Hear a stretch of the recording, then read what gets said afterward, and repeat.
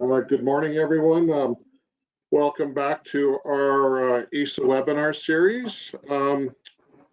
First, before we get started, I'd like to thank Osprey Scientific for sponsoring today's webinar. For those that you don't know, Osprey provides technology that allows clients to collect and measure contaminants and background environmental conditions in order to make real-time decisions. You can check out ospreyscientific.com for more information and see how they can help you. I really appreciate the support, Karen and the team over at Osprey. For today's webinar, I wanted to do something different instead of the usual technical talks or policy talks or regulatory talks. With Bell Let's Talk Day just happening last week, thought it was kind of important that we talk about mental wellness and coping during these challenging times that we're all going through. So something that can hopefully help you day to day, at home or work, wherever. So with that, I'm happy to have Aaron Telness here with us. He's a registered psychologist. And I'll turn it over to Aaron to introduce himself, tell him a little bit yourself, and then go through his presentation. And then I'll be back online in 40 or 45 minutes to take any questions from everyone. So Aaron, over to you. Thanks so much, Joe. So I'd like to introduce myself. My name is Aaron Telness. I'm a registered psychologist with Synthesis Psychology in Calgary. I work with clients around working through anxiety, depression, sleep. I also do a lot of career counseling, so I've been exposed to clients considering career change, transition, and refinement, all those fun things. And obviously, over the last year or so, we've been braving this global pandemic. So I've been working with clients around that, managing the stressors that come with all of that. So as we go through the presentation today, please jot down notes, jot down questions. I'm going to try and leave about 15 to 20 minutes at the end of the presentation today so that we can, I think, field some questions and answer any thoughts that you folks might have. So with that in mind, what I'm going to do is I'm actually going to turn my camera off and I'm going to go through the presentation like that. All right, so we're going to get started right away here. So as we jump in, one of the first things I want to highlight is our agenda. So we're going to look at mental health overall at a really high level so that we can get a good sense of and understand what mental health is, what mental illness is, understand that mental health continuum, examples of stress, and a coping framework. And then as we move through that, we'll then highlight areas of anxiety and depression. At the end of the day, those are two of the most common mental health concerns out there. I believe they say that most people who access counseling, 40% or more, experience either anxiety or depression. And the stats are quite high that most people will experience a depressive episode at least once over the course of their entire life. And so that is all obviously exacerbated these days in the midst of this global health pandemic. So, Hey, Aaron, so with that, yeah. It's Joe. Can you try, since you're not on camera, maybe holding your mic closer? It is really, people are having a hard time, they say on the chat. So if you could try that. Sure. Yeah, please. And let me know if this is any better. And if not, maybe I'll take my headphones out and we'll try that. So if anyone's still struggling to hear me, please jump on and let me know. Yeah. So with that, No, it's not 100%. Okay, let me. Sorry, everyone. We tried to fix this beforehand, but. Oh, is this any better, Joe? Talk for a few seconds. Is that any better, Joe? Can you hear me now? Yeah. Yeah, this is a little bit better. Yeah, it sounds like it. We'll try. Okay, great. Sorry. No worries. Okay. So with that in mind, we'll start out with defining what is mental health. So mental health is defined as the capacity of each and all of us to feel, think, and act in ways that enhance our ability to enjoy life and deal with the challenges we face. It is a positive sense of emotional and spiritual well-being that respects the importance of culture, equity, social justice, interconnections, and personal dignity. So the idea behind defining mental health is that it's not just the absence of problems or illness, but rather the ability to actively cope with and overcome the difficulties or challenges that we face. So even in the midst of COVID, mental health is our ability to navigate the pandemic, find ways to feel successful and feel happy and feel resilient, and really ultimately overcome the challenges that we're faced with. So on the other side is what we're looking at to define is mental illness. So this is ultimately conditions where a person's thinking, mood, and behaviors severely or negatively impact how they function in life. So at the end of the day, one of the easiest ways to consider if you're experiencing some degree of mental illness is if there's a level of functional impairment. You're struggling to kind of perform your everyday activities in one domain or another. So for instance, in life, in work, in school, and so on and so forth.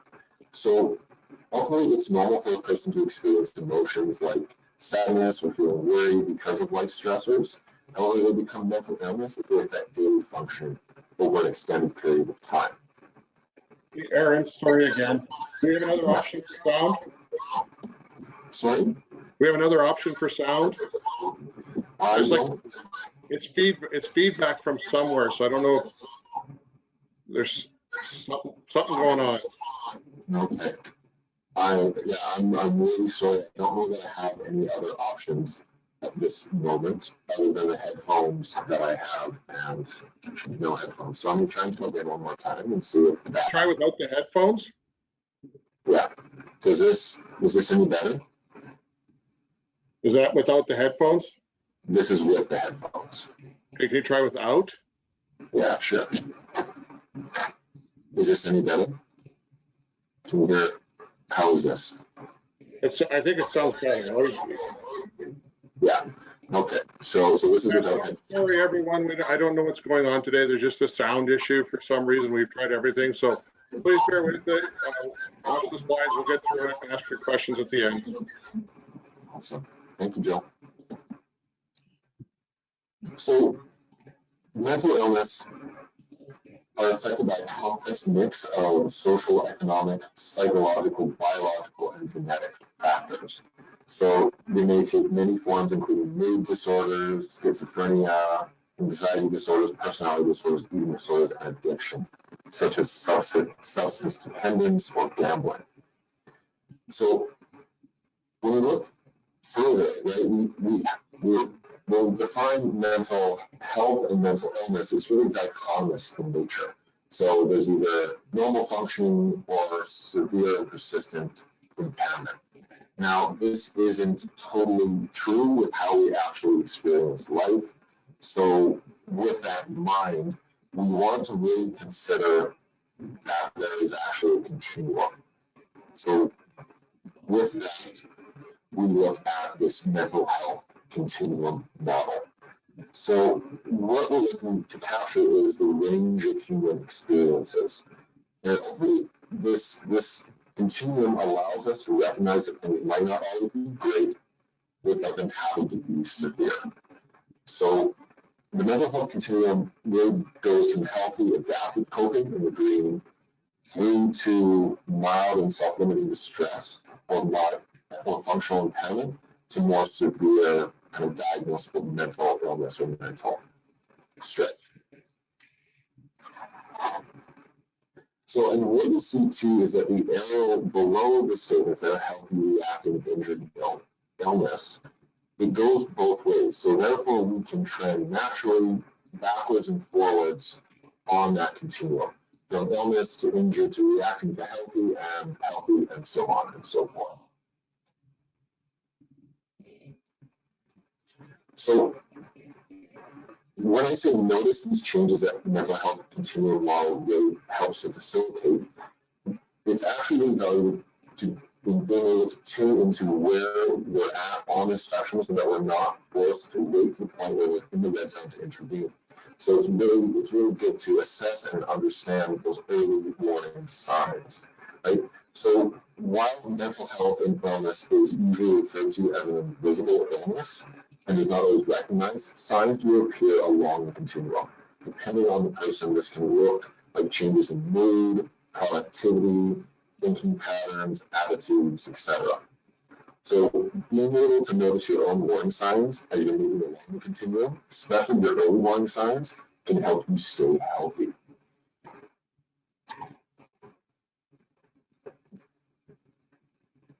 So when we talk about warning signs, the first thing we'll often notice are mild signs of mental health challenges, which will usually show up when we're in the yellow zone of the mental health continuum, and then as things escalate, we'll notice what we like to call wild warning signs, which are getting into the orange and red zones. So I encourage everyone to take a few minutes as I continue to go through this presentation today and really seek to highlight what you consider your own personal mild warning signs, as well as your more kind of wild or danger signs of stress and mental health struggles or problems. So ultimately, this list is going to look different for everybody. It's because we experience life uniquely as we go through it. Certain things one person might find stressful, another person might find easy or relatively undisturbing in terms of a stressor.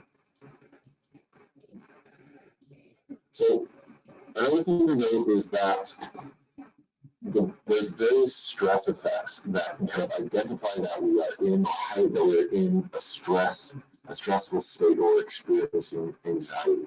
So many of these symptoms can appear through our body, in our thoughts, and also in our behavior.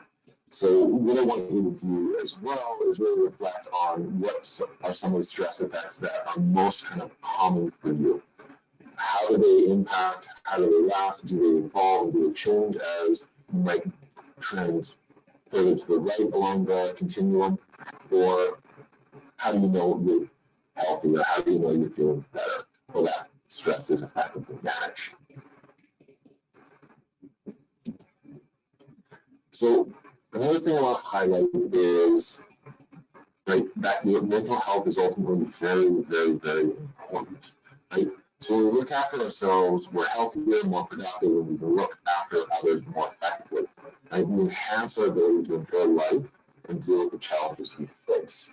Right? So it is very, very important, even though mental health isn't always front and center, it's not visible. The way I describe it to lots of my clients is mental health and mental strife is not like having a broken bone. It doesn't always stare you in the face. It's not always outwardly visible, but it still can really impact our day-to-day functioning. So therefore, it is really, really important to ultimately take our mental health and our mental well-being seriously, especially in the midst of this pandemic, where there are parts that this is causing us to be stressed about, even though it's not totally visible.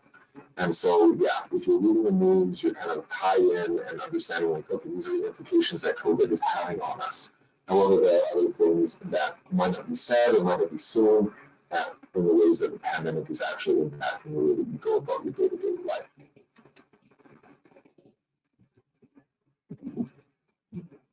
So I want to now jump to understanding kind of a high level as to how you might go about coping in various ways, especially coping in the midst of the pandemic and any other stressors or situations you might find yourself in both now and in the near or distant future. So on one side, there's what we call emotion-focused coping. So ultimately, the goal here is to address negative emotions associated with stressors, right? So emotion-focused coping looks like keeping yourself busy to take your mind off of things, letting off steam to other people, distracting yourself with eating or watching TV. So ultimately, it's important to note that these strategies do not provide long-term solutions and may delay dealing with the actual problem. So on the other side, there's problem-focused coping, which is the goal is to address the problem or cause of the stressor. So problem-focused coping looks like taking control, changing the relationship between you and the sources of stress, such as managing or removing it, information seeking, so trying to understand the situation, making a conscious effort to prevent it in the future. And so I'd argue this is a great example of problem-focused coping. For all of you who are attending today, you're taking an active role in seeking to address and improve your experience with mental wellness and mental health. So it's ultimately problem-focused coping will typically provide longer-term solutions. There's not always a good choice when the source of stress is beyond our control. So in the midst of this global pandemic that we're experiencing, at times it's really important to parse out the elements that we can control. And oftentimes the control that we have is over ourselves and how we react. And then really kind of leveraging emotion-focused coping as well to manage a lot of those negative emotions that might be experienced as a result of those elements of the pandemic that are well outside our control. So with that said, let's jump into and talk a bit more about anxiety. Because again, this is a really, really common experience for most people. Again, it either appears in very subtle ways or in very overt and strong presentations depending on people's experiences. So anxiety is ultimately the experience of feeling worried, nervous, or uneasy. Usually, it's about an event that's coming up or something with an uncertain outcome.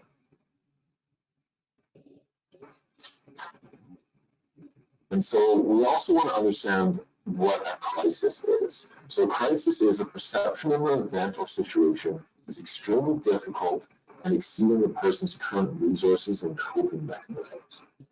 So at the end of the day, we all feel nervous and worried at times. So anxiety can have challenging effects. It can also be useful when it motivates us or warns us of danger. An anxiety disorder, on one hand, causes unexpected or unhelpful anxiety that significantly impacts people's lives, including how they think, feel, and act. So again, when we come back to understanding kind of mental health on the disordered side of things, the struggle, the anxiety in this case, really needs to be significantly disturbing and impairing to our day-to-day functioning. So it's anxiety that keeps us from, say, going to school or going to work or having such an upset stomach that we can't hardly leave the house. Right? So that may be experiences where it's more on a disordered way of experiencing. On the other side, a light kind of fog or uneasiness when going into a situation can just be a normal level of anxiety where our brain and our body is informing us that this situation is important or there might be dangers to be assessed. So at the end of the day, again, experiencing anxiety does not mean you're experiencing anxiety to the point of being diagnosed with an anxiety disorder. So we're going to talk a bit more about some strategies to help manage anxiety to really help kind of catch it early so that it doesn't potentially manifest or become disordered experiencing. So with that said, when we jump back to this idea of a crisis, right? So there's different approaches and definitions of crisis and how they really impact us, right? So many ultimately focus on how we as people perceive and deal with the event rather than with the event itself. So from a mental health perspective, a crisis doesn't necessarily refer to a situation or event, but to a person's reaction to an event. So one person might be significantly affected by an event while another person experiences few or no challenging effects. Right? So a recent study released by the APA found that 7% of people surveyed indicated COVID has impacted their mental health. So thus we can look at the crisis or the COVID pandemic as a source or potential reason why people might be experiencing a crisis. So hey Aaron, sorry to interrupt again, it's Joe. Can we try one more thing? Can you try calling in that number and seeing if the sound's way better. It's like it's getting worse. Sure. Yeah, Yeah. just I'm going to pause this here, and Yeah. I will attempt to call into a number. Just give me one moment. Okay. Sorry, everyone. Technology.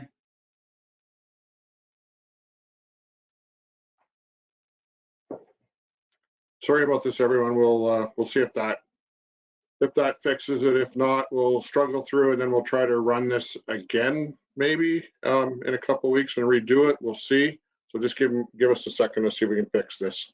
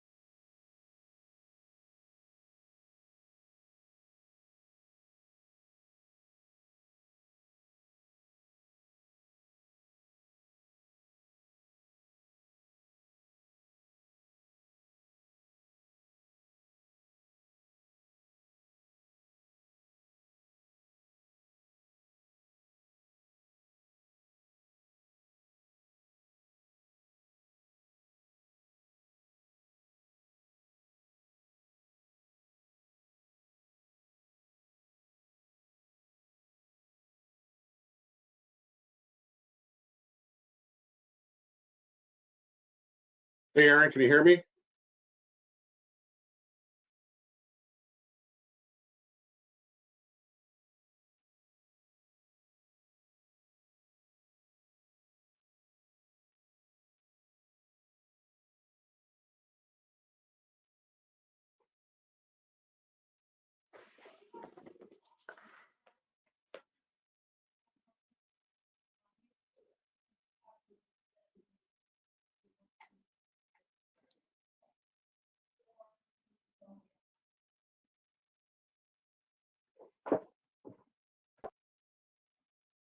Hi there, everyone. Is this better? Is there better connection now?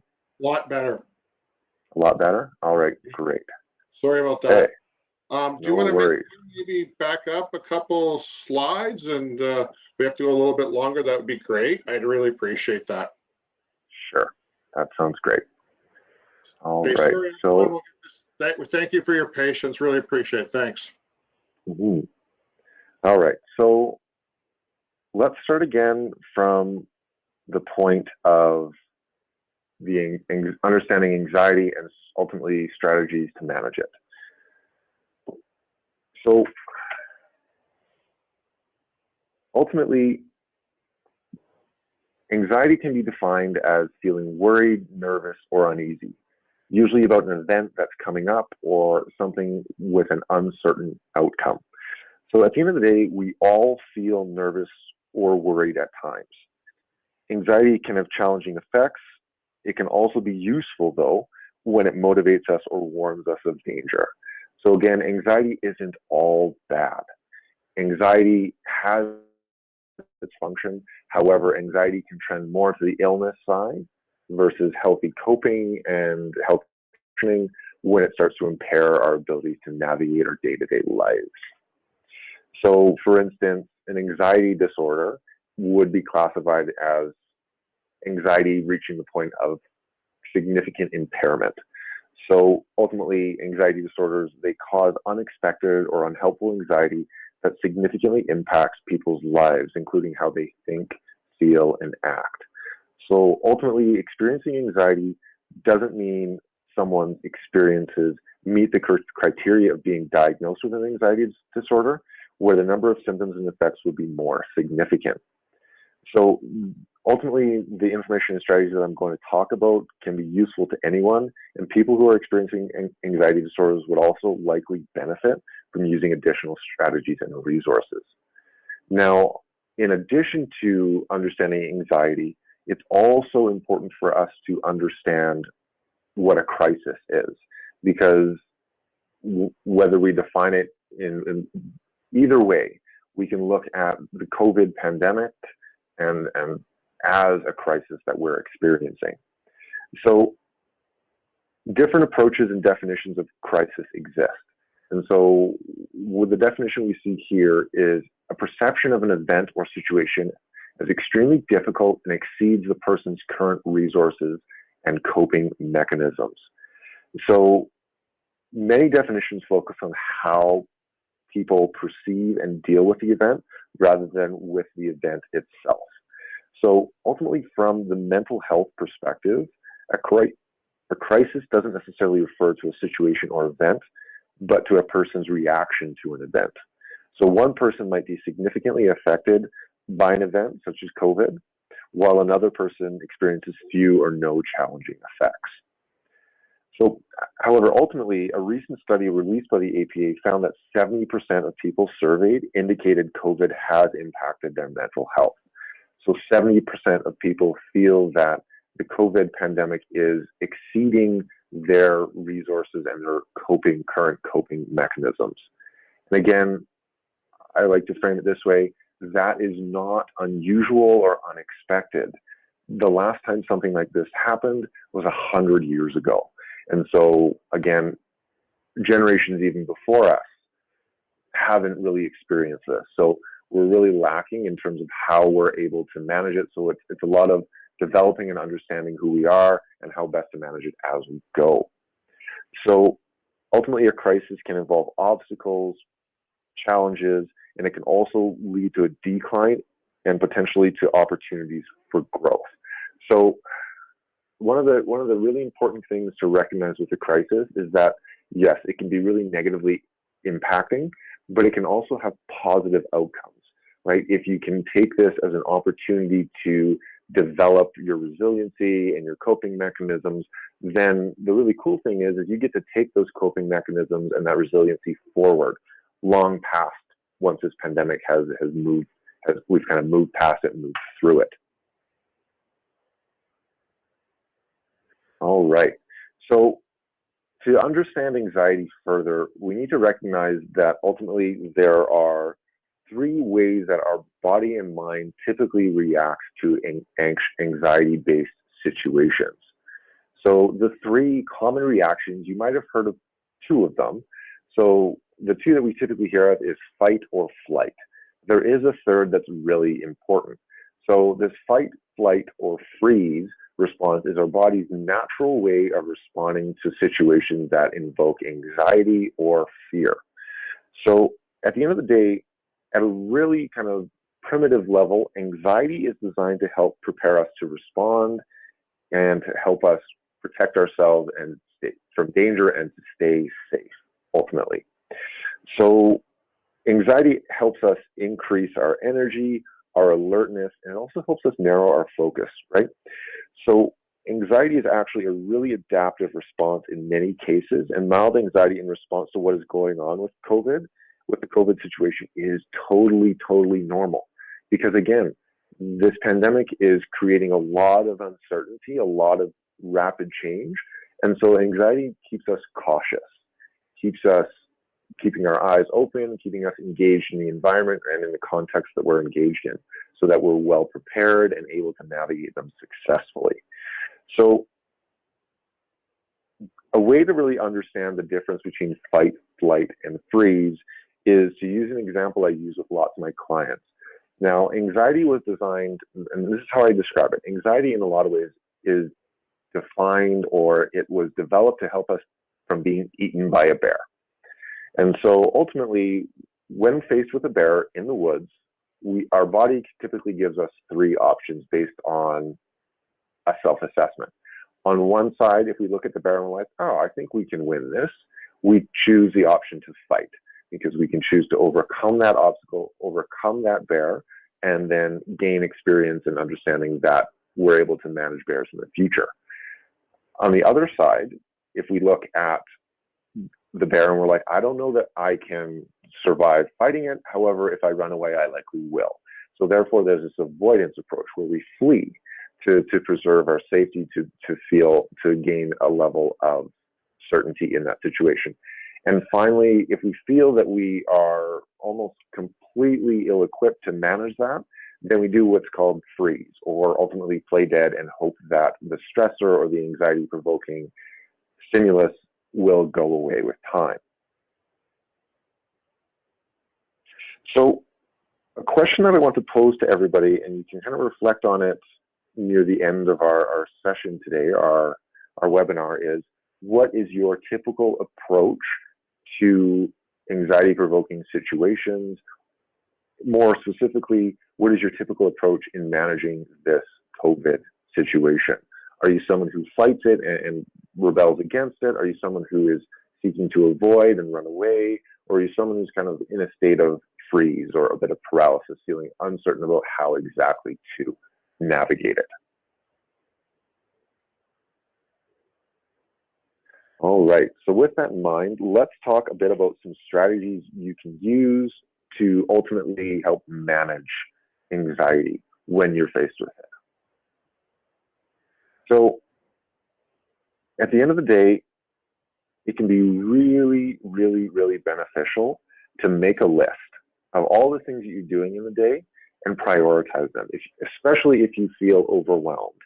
Now, your ability to kind of manage stress these days might be lessened due to the presence of COVID and the fact that it's probably seeping or creating pressure or stress on you, right? So your ability to prioritize and focus may very well be limited.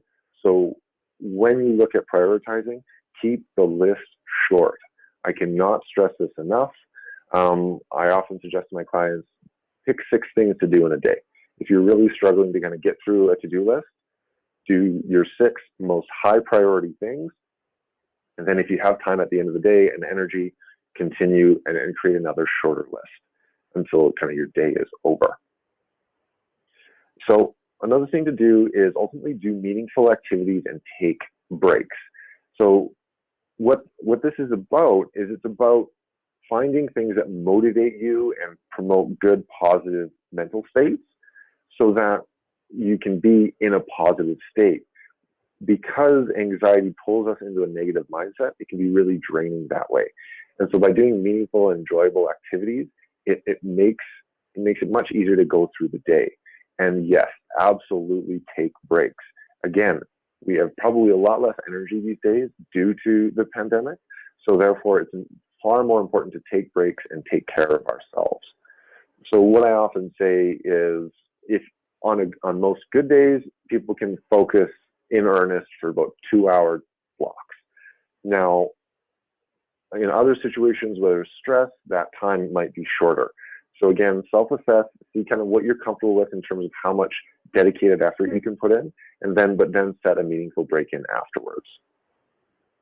Use worry constructively. So what this idea is you set time aside each day to lay out your anxieties, lay out your fears, lay out your worries onto paper. And so this can be really beneficial because oftentimes when our worries are in our mind, they are a lot bigger than they might actually be when we pull them into reality. And we pull them into reality by writing them out. And that allows the rational side of our brain, that highly developed frontal cortex, to really help us navigate and overcome some of those obstacles that might be plaguing us. So ultimately, take an opportunity to look at your environment, look at the situations you're in, and recognize that you're learning and growing and developing. A self-care toolkit is really important. So again, it comes back to identifying those things that provide you happiness, joy, they fill your tank, they're relatively easy, and they're ultimately restorative. And so some of those things can include exercise, it can include reading, it can include walking your dog, hanging out with your family, connecting with your friends, right? All of these things can go within a self-care toolkit. And so as I was alluding to, exercise, connecting to people, and finally practicing tolerating uncertainty. So there's a quote that I like to leverage and describe to lots of my clients where it's, change is the only constant in the universe. So with that in mind, right, understand that we are predisposed and pre-programmed to really, really feel uncomfortable with change and uncertainty because it could be dangerous, right? And that's our anxiety system letting us know. But ultimately, the more we can become comfortable with change and uncertainty and just kind of go with the flow, the less stress, the less mental illness will creep up on us, right? So we can maintain greater mental health and mental wellness with increased ability to tolerate uncertainty. All right. And so now let's talk a bit about depression and low mood and some of the strategies you can use to manage it. So when we look to define depression, depression is more than just a bad day or feeling blue. And it can include feeling sad, worthless, hopeless, guilty, or anxious. So in addition, some people may even feel irritable or angry, right? So the classic image of someone who's depressed is that someone who's really sad and really lethargic, and it's hard to get them to go about their day, right? However, there is instances where people will present as irritable or angry, and they would fall within that feeling depressed state. So it's also important to note again that, as I alluded to earlier in the webinar, most people will experience a depressive episode over the course of their life. Now, this obviously might become more frequent in the midst of the pandemic. However, it's important to know that even without intervention, typically depressive episodes will last between 2 to 3 weeks, and then they will naturally extinguish. Obviously, if they extend beyond that, it's important to seek help, connect with a mental health professional, connect with your ESAP, and at the very least, connect with your friends, your family, and let them know what you're going through, because that can be an incredibly powerful strategy to manage low mood at times. So when we look at some of the symptoms of depression, we see both behavioral and cognitive shifts. So we see that people will sometimes lose interest in things that they used to enjoy. That's usually one of the first things that we want to monitor, right? So if you really enjoy going for bike rides, then all of a sudden you could care less and it would take way too much effort to get you out there. That might be a sign that you may be experiencing a bit of depression, a bit of low mood, right? We also see that people experiencing depression will withdraw from others and an increased drive to isolate. Similarly, we see an impediment in our focus and our memory. So particularly our short-term memory. Do you typically have a good short-term memory and all of a sudden it evaporates, or it's not very good anymore? It's likely due to an experience of low mood or depression, and that comes from the impacts of cortisol, which is a stress hormone that is released in times of stress, which actively basically attacks the parts of our brain that house and support memory encoding and retention. So we also see a limit in concentration and the ability to learn new things and make decisions. So yes, people who experience low mood or depression are absolutely going to become significantly more indecisive. So you see that it also impacts people's eating as well as their sleeping patterns. It can also lead to a broad range of physical health problems as well. So with that said, let's talk a bit more about some strategies we can leverage to help us manage low mood and depression at times. Now, I will stress this wholly. Exercise is one of the most beneficial methods and strategies to support and manage good mental wellness, and particularly help manage and overcome low mood or depression at times. So that's because exercise not only is a way that our body is programmed to process stress, low mood, anxiety, it also releases feel-good endorphins and neurochemicals in our brain that can help boost mood. Another thing to do is establish a routine. So this can often go away really rapidly when we're experiencing low mood and depression. And so if we can get back to having a routine in our life, and again, it can start really simple. So for people who really are kind of deep in depression, it might even impact their ability to kind of do typical hygiene routines. And so if it can start with that, establish a routine that is rewarding. And so this is really key, especially early on, as you're moving out of low mood, out of depression. It's important to engage in activities that are highly rewarding and relatively easy. And that actually links to behavioral activation, which again can help kind of create inertia and traction in moving you out of a low mood or a depressed state. So when we jump back, we want to talk about processing emotions. So this is kind of your prototypical therapeutic approach, where when you talk about the emotions you're experiencing, it allows your brain and your body to work through that experience versus simply housing it and allowing it to fester. So processing emotions can be as simple as journaling, as we see below, as well as talking to other people and expressing that you might not be feeling so good, right? And so another thing to do is obviously reach out. And again, this is right up there with exercise when it comes to managing low mood and depression, is social support. Do the opposite of what your brain tells you oftentimes. Your brain in a depressed or low mood state, it will tell you to isolate. Do the opposite of that. Seek social connection. Because again, we are social animals. We are socially wired, and we feel really rewarded, and we experience a lot of positive brain chemicals and neurochemicals when we connect with others.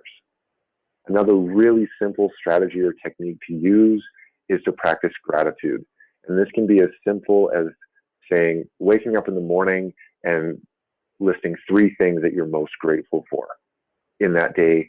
You can do it at night. But again, what I would say is to open the day right, start practicing gratitude in the morning. And finally, when we look at mindfulness, so this is the act of seeking to be present in the given moment and to navigate your thoughts with non-judgment. So mindfulness really helps us manage our mental health and our mental well-being because, again, as I said, it keeps us in the present moment, where depression and low mood, it kind of traps us in the past. And anxiety, there's a lot of anticipatory anxiety and fear of the future. So again, being mindful can bring us peace in the present. All right.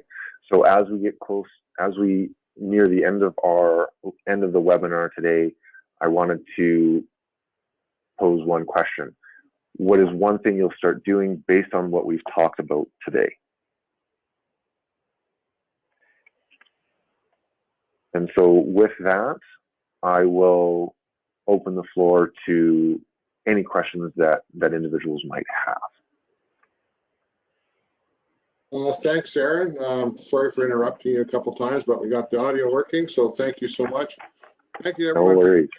Thank you for your patience. I think this is an extremely important topic. We'll be doing a follow-up webinar in about a month on a similar topic along the same line to keep this energy going and helping us through all of this. I think it's important to talk about all of this. I find personally getting outside, taking a break, going for a walk around the block, even taking calls and going for a walk is one way that helps. So if you have questions, put them in the chat box and we will go through them. We have what resonated with me is when you said to practice being more comfortable with uncertainty. There's just a statement. Aaron, we're social creatures, like you said, and we can't socially get together right now. So is it just picking up the phone or doing Zoom calls? What do you recommend to your clients? Yeah, Joe, thank you for that. So what I often suggest to clients is, in the midst of this situation, it really is kind of being more intentional with your communication and doing what we can in this given moment. And so that is, doing those Zoom calls. I particularly say do video calls because it helps us feel more connected, more similar to an in-person interaction. Again, it's not a perfect solution by any stretch, but again, it can get us approximated. And so obviously, as soon as those restrictions to gather start to lessen, I know that people can gather outside now, I believe. So it's taking those opportunities, right? Again, it's not super convenient, 6 feet apart and all that fun stuff. But yeah, if you can gather with the people that you know in a safe number and in a safe way, so again, that you can get that in-person interaction as well. Yeah, feel free to type in the question box. We have time for some questions. We would appreciate it instead of me asking all the questions. But Aaron, you'd mentioned briefly like when you should seek help. Like someone's feeling under pressure, when should they seek help? Whether psychology or mental health, or going to the hospital. When should they seek help or talking to someone? Mm-hmm. So what I would say is it's better to do it earlier than later. So a lot of mental health professionals, myself included, we work with clients and we see clients typically when they're completely under pressure, they're burnt out, they're overwhelmed. And so it's important to really be self-aware, self-reflect, and go, I'm feeling a little bit unwell or a little bit under pressure right now, and getting it early so that it can be more preventative. And then, because especially like say we're really under pressure or really low mood, it's really hard to kind of dig ourselves out of that hole. But if you're like, I'm kind of going down that trend now, and you can kind of catch yourself on the way down, then it's that much easier to get out. So I always say kind of do it earlier than later. And when it comes to accessing the hospital and emergency services, if you are ever experiencing suicidal ideation, thoughts of harming yourself, it's absolutely connect with the emergency room, go to the hospital. They're there to support you for that. All the questions are coming in. I have one more before I start going through all these. Sure.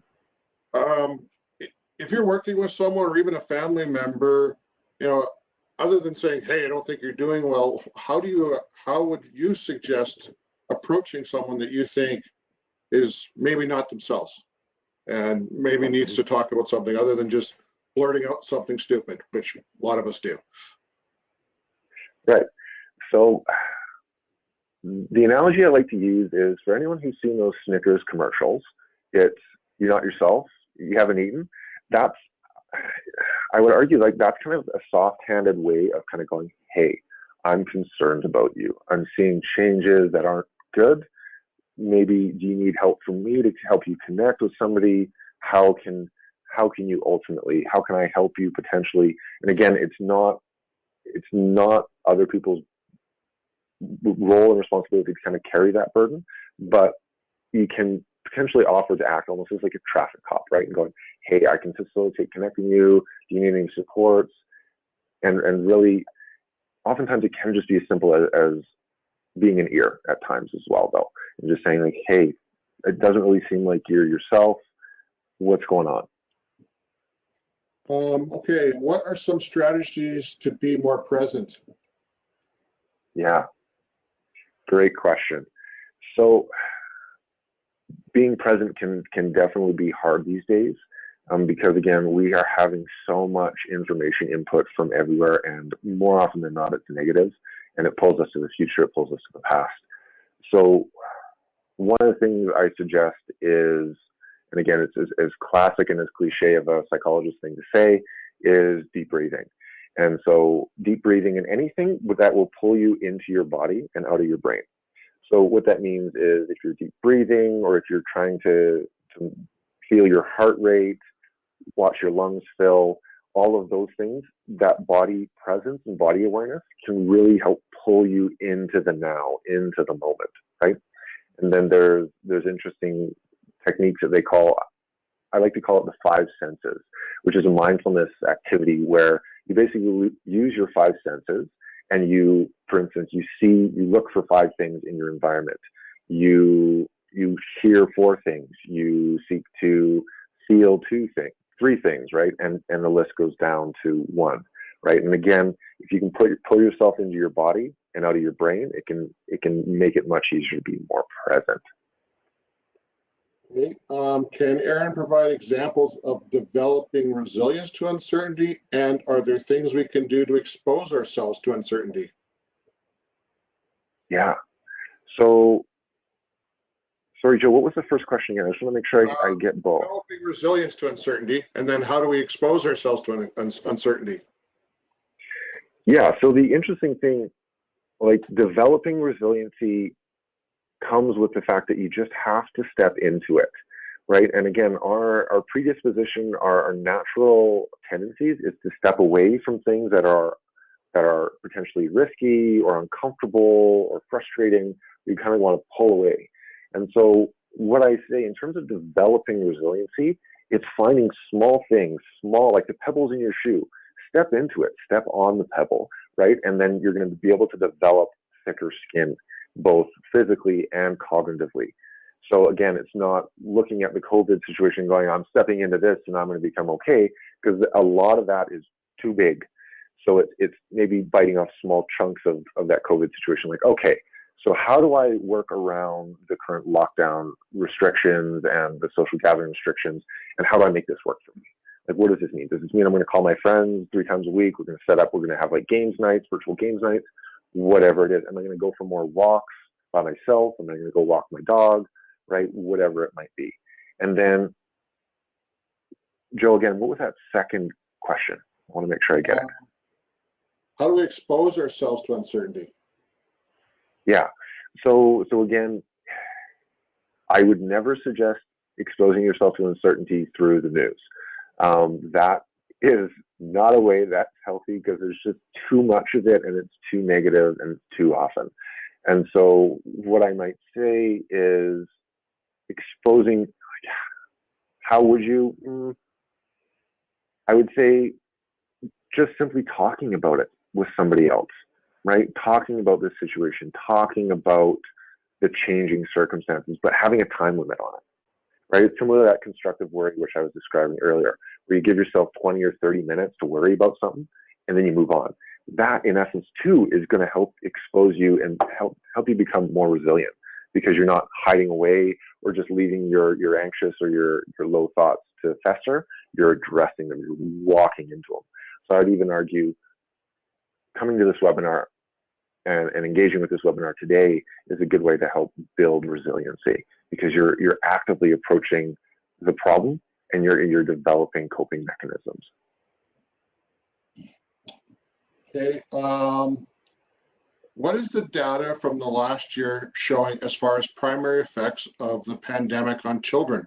What should we be looking in for younger kids? Not necessarily teenagers, but like what signs should we be looking for kids? Because kids express things different than adults.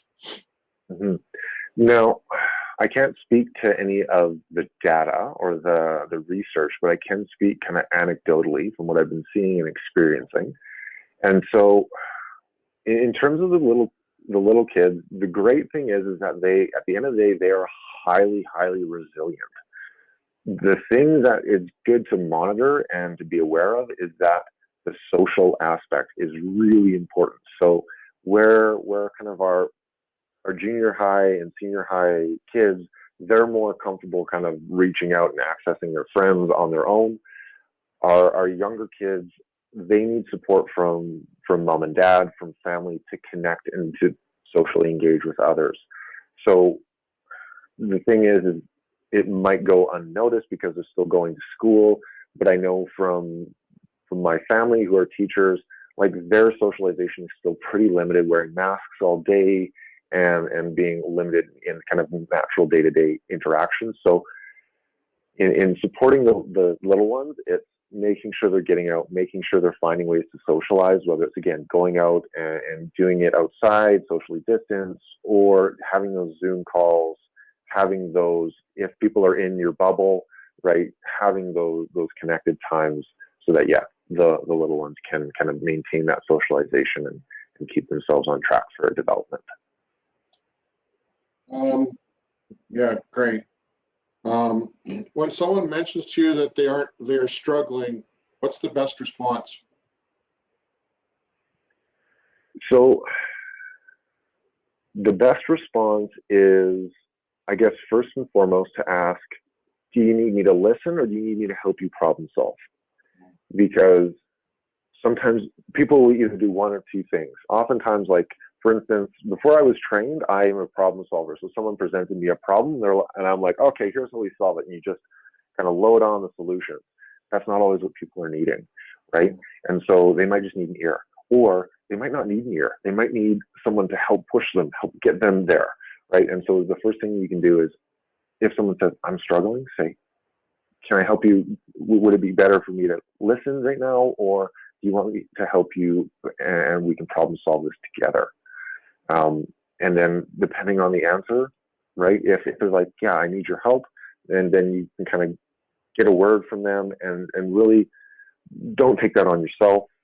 Get them to reach out to mental health professionals, professional support, because we're designed, we're developed and trained to support this. So it's less of a burden, if not even a burden at all for us. So that's the thing. And if it comes down to being an ear, right, do it only to the point where you feel comfortable and it's not negatively impacting you, right? So the sense that we can lend an ear, but then if it starts to stress us out or create anxiety or low mood in us, then it's time to be like, hey, so I'm really happy and eager to be an ear, but at a certain point, I can only take on so much. So I want to make sure that you're connected with somebody who can really kind of take it all on with you. Okay, just a couple questions left. Someone said watching the news and all the negativity makes them feel depressed. Should they worry? Or is that just normal, watching the news and being depressed? Yeah, the news is depressing. Like, if you look, I would argue there's maybe 1% or 0.5% of news content that's positive. So one of the biggest things I stress a lot to my clients and anyone who will listen honestly is detach from the news. If you look back over the last year, especially related to COVID, what's changed? What is the news presenting that's any different?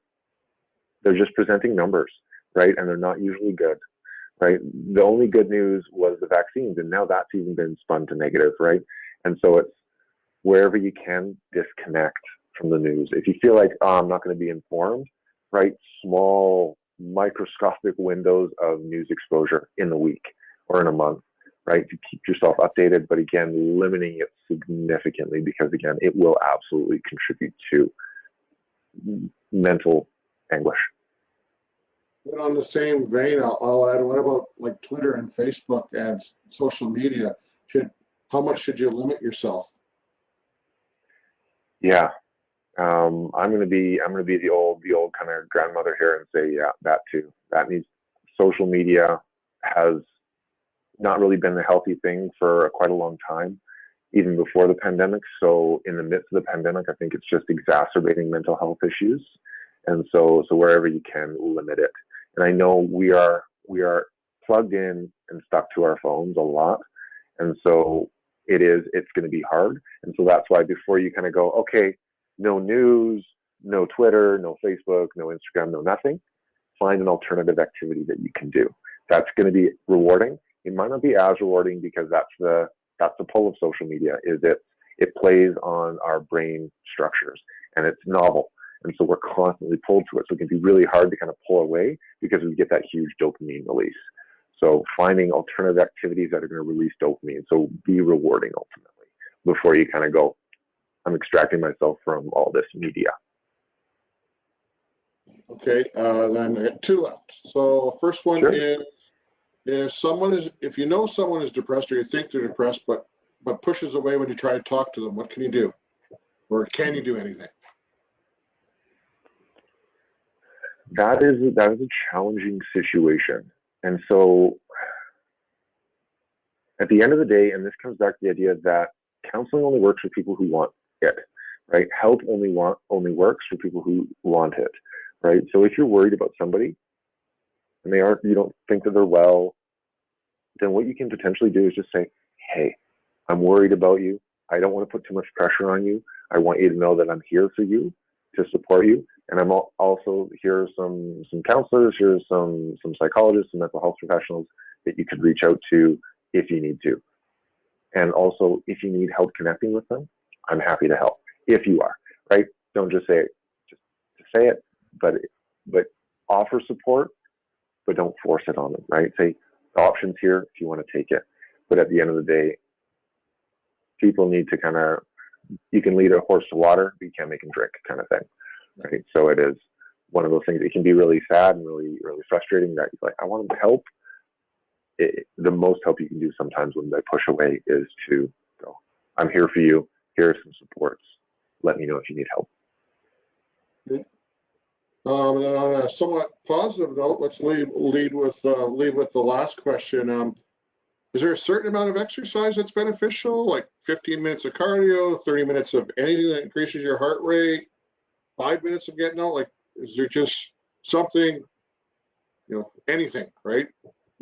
Yeah, really at this point, with the amount of sedentary nature that we all kind of possess these days, especially in the midst of lockdown, even before kind of all of this, I would say if you're at 0 right now, 5 minutes, start there. And I think comfortably, if you build up to about 30, I would say 45 to 60 minutes a day, like, or at minimum 3 days a week, like you're doing awesome, right? And another huge thing that I will suggest around fitness and managing mood and all that is a light box or UV light. So if you can't go out and walk and get some sunlight, take vitamin D or use a UV light box, which can help kind of promote and get us activated because we're photosensitive that way. So yeah, to come back to that, yeah, exercise. If you're at 0, start small. But if you're like already doing some stuff, yeah, if you can do 45 to 60 minutes a day, or at least more than half the week, you're gonna be doing good. Okay, that's all the time we have today. Thank you again, Aaron. Thanks for doing this. Really appreciate it. It's valuable information. It's so important now more than ever. Aaron's contact info is on the slide there. A video recording of this will be up later today. Again, thanks for your patience as we work through some issues, but it all worked out in the end, so this is great. Just again, thanks to our sponsor, Osprey Scientific. Thanks to Karen and Sandra and the team over there for sponsoring our webinar today. You can check them out at ospreyscientific.com and see how they can help your organization. We'll be announcing some more webinars in the coming weeks with a follow-up to this one in about a month. And there should be news out shortly about Envirotech and Remtech, so watch for that as well. So thank you again, Aaron. Thank you, Osprey, and thank you, everyone, and stay safe. Thanks so much. Bye for now.